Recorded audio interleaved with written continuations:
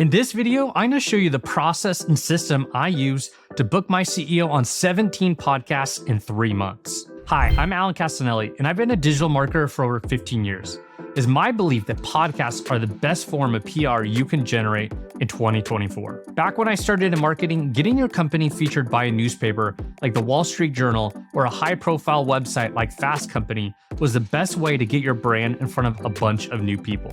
But nowadays, there's so much more competition and noise that getting featured in a place like Forbes magazine or Entrepreneur or one of those might only get you 60 to 80 clicks to your website. In my opinion, the modern way of PR and building your brand is to introduce yourself and your brand to a new audience by being a guest on a podcast. It's a pretty incredible opportunity to literally be talking into your audience's ears for 30 to 60 straight minutes. And if you do a good job during that time, being personable, convincing, and the right people are listening, it can make a massive impact on your business. So there are 4 things that you need to do to create a system for getting yourself or your boss on a podcast: research, an offer, outreach, and follow-up. Let's start with research. So at my company, we have 2 products: Blaze, a marketing AI tool for entrepreneurs, and Almanac, a wiki and documentation tool for remote companies. Now, at the time, I was focused on promoting Almanac. And in terms of podcasts, there are 3 main categories that were relevant to us: remote work podcasts, people ops and HR podcasts, and startup-focused podcasts. These were our ideal customers and the people who cared about our product category the most. So I started researching podcasts in these 3 main categories and added them to a database I created in Airtable. Now, this database is awesome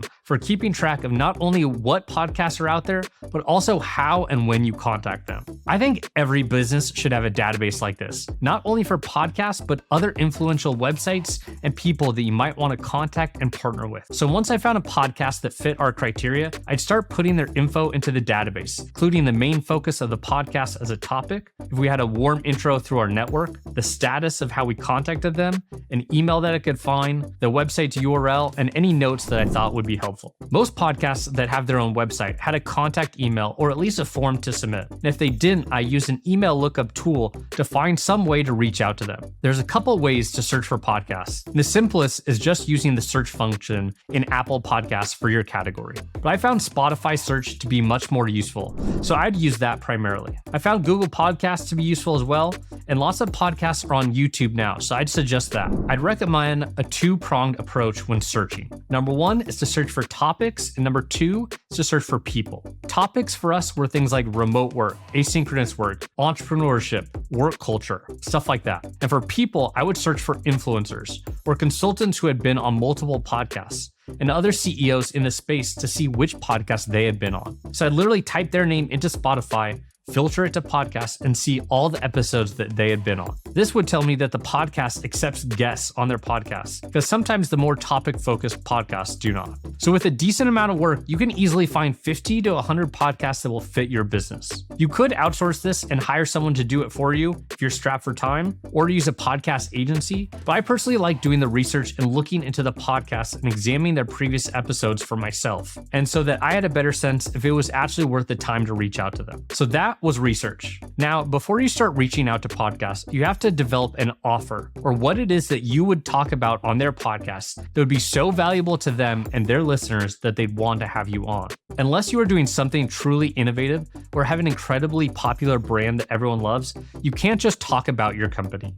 You need something special or unique that will make them choose you. Most interview-style podcasts have a huge number of people trying to get on them, so you need an exceptional offer to stand out. One of the best things we did at Almanac was to develop and publish our company's philosophy on how remote work should be done. We called it the modern work method and explicitly didn't mention our product. It was a set of practices and beliefs, as well as templates for how we thought modern remote teams should work and collaborate together. So we used the modern work method as the basis for our offer as to why people should have our CEO on the podcast. Our pitch wasn't, hey, listen to our CEO talk about how great his company is. It was, we believe that the world needs a new way of working. And we've developed this philosophy that we think your listeners would be interested in hearing. That is a much better offer. Another offer that generally works is accomplishments. If you've grown your business to $5 million in revenue in 2 years, people want to hear that story. and learn how you did it. Or if you overcame severe anxiety or defeated an eating disorder.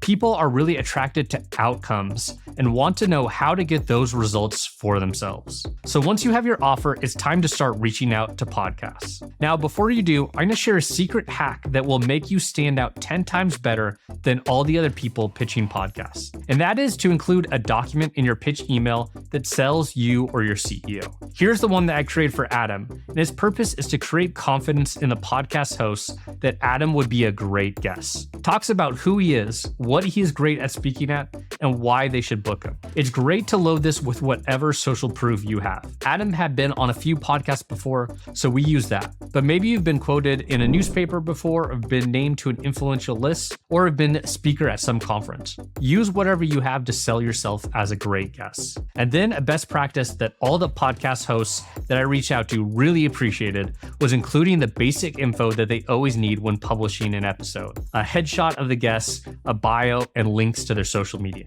My goal here was to just make it easy for the podcast host to say yes and envision how great Adam would be on their podcast. Now you can write your email. I'm a big fan of keeping things pretty simple and straightforward. I'd ask if they accept guests, suggest my CEO, and then give my pitch for what Adam would talk about. I'd make sure to include a link to the modern work method so the pitch had some meat to it if the host wanted to explore more about the idea. And I made sure to link to the Adam document as well. This works because you can keep the email relatively short and do some of the selling in the document. Now, some people will recommend to do some sort of flattery like, "We are such big fans of your podcast," and maybe reference a recent episode. But I didn't do that. It didn't seem right and just kind of felt fake. And I bet they get that all the time, so I stayed away from it. If I had actually listened to their podcast or I had seen some of their content of theirs online that I enjoyed, and if it was relevant to my pitch, then I would include that. But that was in maybe 10% of my pitches. A majority of them were cold emails or submitted to the forms on their podcast website.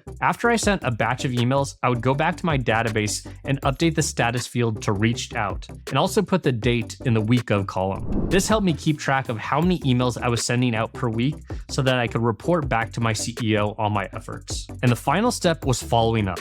Out of the 17 podcasts that I booked for my CEO, I think only one did the host reply to the first email. Usually it took 2 or 3 emails to get into their inbox at the right time. Sometimes they just didn't see it at first or just forgot to respond. I usually followed up once after 7 days, then 14, and then 30 days after my first email. And if the modern work method or almanac got any good press or is mentioned by an influential person on social media, I'd use that as an excuse to reach back out to people who I hadn't heard from. And that is my entire process, and it worked really well. I gave myself 2 weekly goals: adding 15 to 20 podcasts to my database per week and sending about 40 emails per week, a combination of first-time outreach emails and my second or third follow-up ones. And if you have a good offer and are reaching out to the right podcasts, the replies will start rolling in. And then it's just as much work as the outreach was, to coordinate schedules and get time booked to actually do the podcast. This effort resulted in our CEO being interviewed in 17 podcasts that came out within 6 to 8 months. Anybody who was interested in this space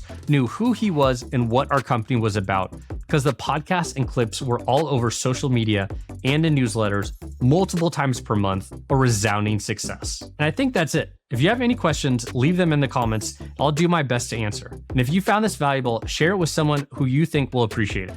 See you in the next video.